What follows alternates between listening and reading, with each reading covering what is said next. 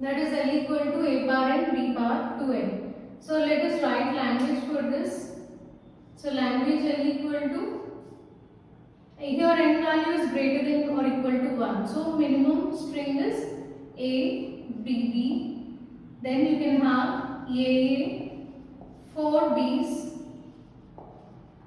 triple A, 6 B's and so on.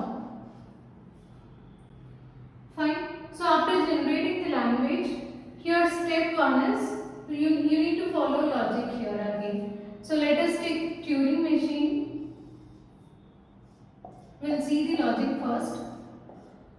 So Turing machine, at the end, place blank symbols and let us take one string. So let it be A, 4 B's. Now, how machine will read the symbols which are stored in the input tape are? First, it will start with A. Okay, so on reading this input symbol A, this A will be marked with X. Then it starts moving until it finds symbol B. So when it reads input symbol B, that symbol will be marked with Y. So in our previous example we saw when we get A, say suppose A, B, B, then for the first A, it will mark that with X and it will read one symbol at a time until it find B. When it find B, that B will be marked with Y. Right? And again it will go back until it will get X again. That means for one A, it will mark one B. Next it will come back again and move one position to the right, read second A, mark it with X and then move until it finds B, read this Y and mark it with Y.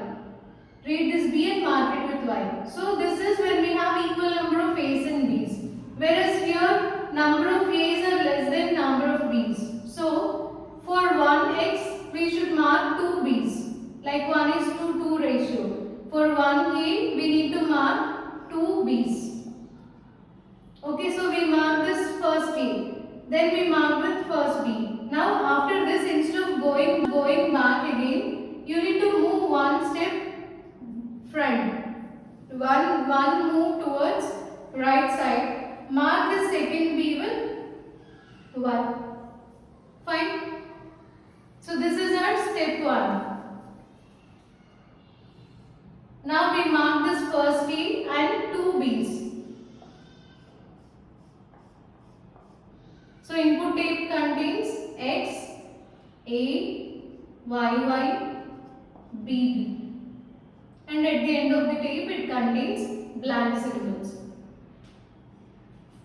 Now we are at this place, right? We already marked the second B with Y. From this place, again it will go back until it finds X symbol. From X symbol, it will move one position towards right side and read this A and mark this A with X. Clear? So from this Y, we will move back again until we get this X, and from X you need to move one position towards right side, mark the second A with X. So when we mark second A, then we need to mark third and 4 B's. So for first A, we mark first 2 B's, right? For second A, we need to mark remaining 2 B's. So after marking this X, you need to we need to go one position towards right side. Say here input reader will read, tape reader will read one symbol at a time until it finds input symbol B. So when it gets this input symbol B, mark that B with X. And after that, again move one position towards right side and mark the second B also with Y. Okay. So for first X, for first A, mark 2 B's, 1 and 2 B's. For the second A, mark third and 4 B's. So now this complete input tape is filled with only X and Y. So let us draw the final tape. So tape contains only XX and at the end of the page it should be blank. So this is the logic for implementing A power n, B power 2n. So let us now see how to draw transition diagram for this.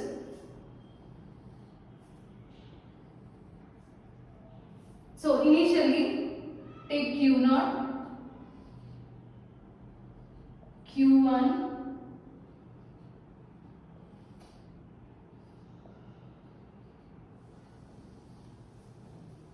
so Q0, so initially we are at this place, right? So when we are at state Q0, on reading input symbol A, mark the symbol with X and move towards right side.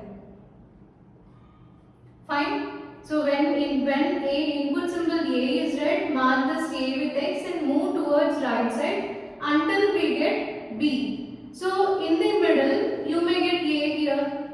So when we get A, leave that A as it is and move towards right side.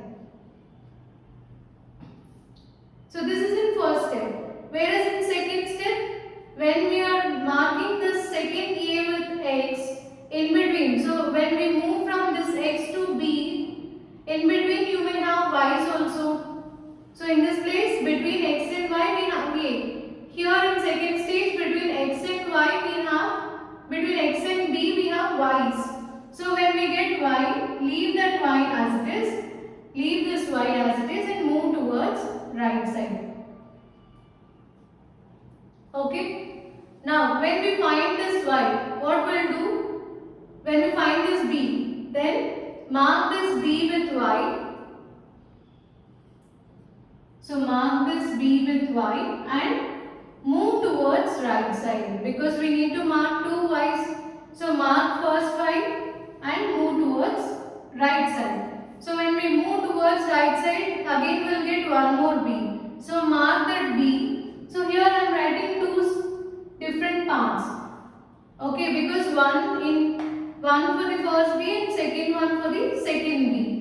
So here you need to mark it as, on reading in second input symbol B, mark this B with Y and move towards left side. So after reading the second B, what we'll do? Move towards right side. Okay. In between again you may get X and Y. Here in this case, after marking this, when you go back to X, then in between you may get A and Y. Okay, after marking the second B, when you go back, you will get A and Y. So you need to leave them as it is.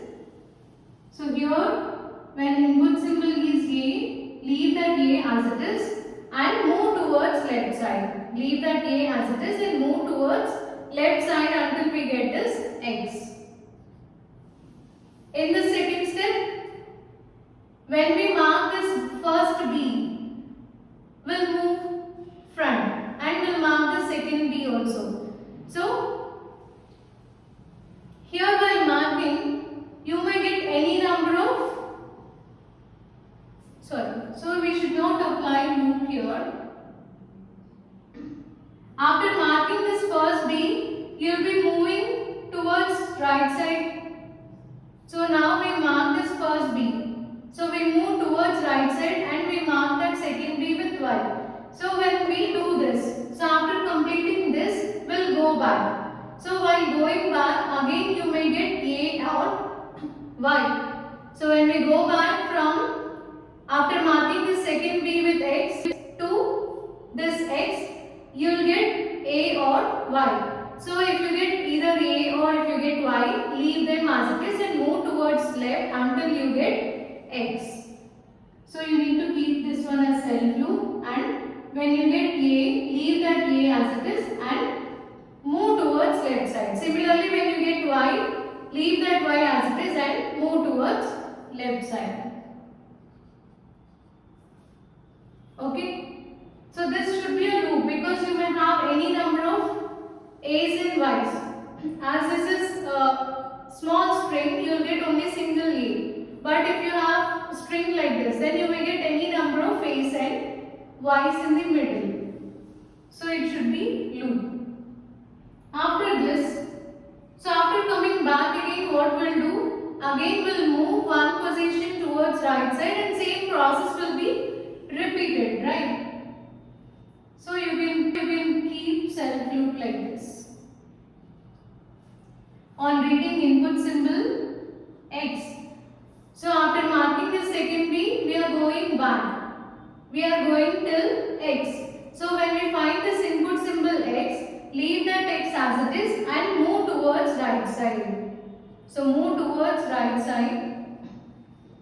Okay. Now we are in state Q0. So again we'll repeat same process. So input symbol is A. So you will mark this A with X and again you will move towards right side until you get B. In between you may get Y's. So if you get Y's, leave them as it is. When you get first B, mark that B with Y and move towards right side. When you get B again, mark that B with Y and move towards left side. After marking this, you need to move left side until you get X. Okay. So this is a loop. So when you get this,